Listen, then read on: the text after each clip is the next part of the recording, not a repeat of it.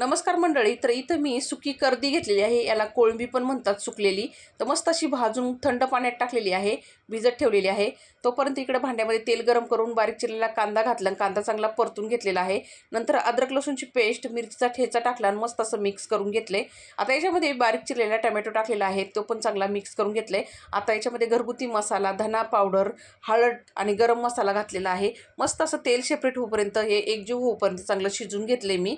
आता हा मसाला शिजलेला आहे, तयार आहे आपला चांगला. नंतर याच्यामध्ये स्वच्छ धुवून घेतलेली कर्दी किंवा सुकलेली कोळंबी म्हणतात याला, ती टाकून घेतली. मस्त असं मिक्स करून थोडंसं पाणी घालून चांगली शिजवून घेतलेली आहे. आता मस्त असे शिजलेल्यानंतर त्यामध्ये चवीपुरतं मीठ, बारीक चिरलेली कोथिंबीर घातली. मिक्स करून तयार झाली आपली सुक्या कोळंबीची चटणी किंवा कर्दीची चटणी. खूप टेस्टी होती मंडळी, नक्की ट्राय करा. आता एवढी भाजी कोणाच्या नाकात घालताना असं तुम्ही म्हणणारच. तर इकडे मी मटरची भाजी पण बनवलेली आहे, मस्त अशी चमचमीत झणझणीत. चला तर भेटूया दुसऱ्या व्हिडिओमध्ये. धन्यवाद.